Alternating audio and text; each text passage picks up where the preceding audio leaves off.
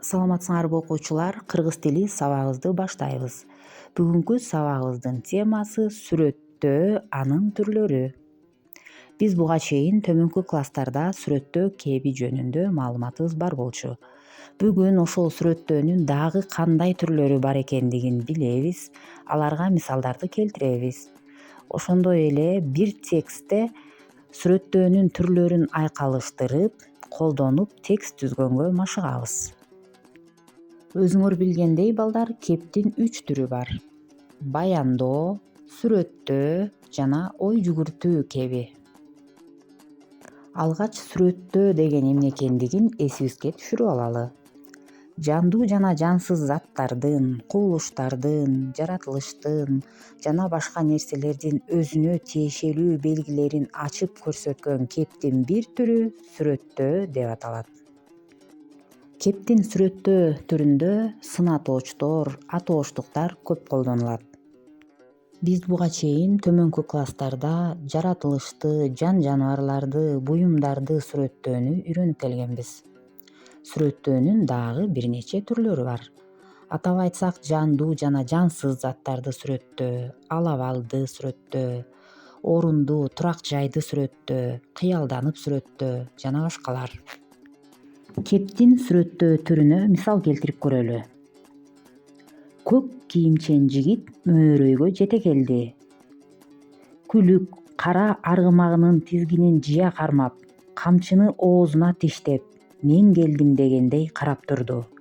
Жүзү жайдары, көздөрү ишеничтүү тиктеген, сүйүнүчүн чыгара бербеген олбурлуу жаш жигит экен. Бул жерде балдар, өзүңөр байкагандай, сүрөттөөнүн объектиси адам, башкача айтканда жандуу зат болду. Кийинки мисалга көңүл буралы.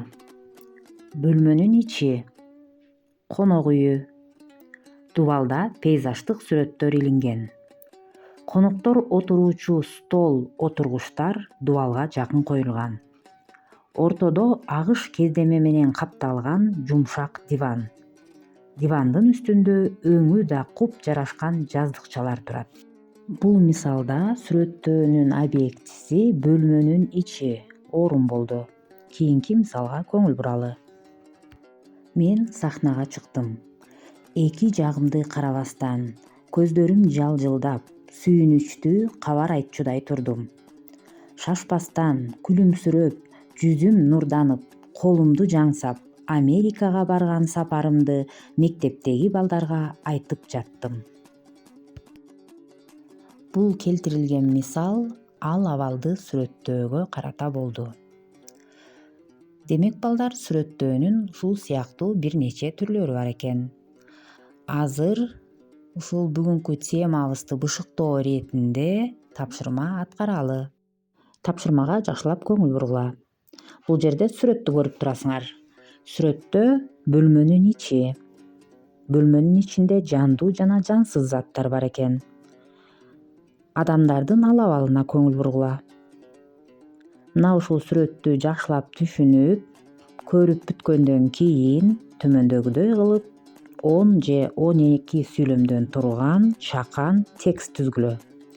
Текстке тема коюп алгыла жана ошол бир эле тексттин ичинде 3 нерсени сүрөттөйсүңөр. Орунду, башкача айтканда бөлмөнү сүрөттөйсүңөр. Бөлмөдөгү жандуу заттарды, жандуу зат болгондо бул жерде адамдар турат, адамдарды сүрөттөйсүңөр жана ошол адамдардын ал абалын сүрөттөйсүңөр. Текст 10-12 сүйлөмдөн ашпашы керек.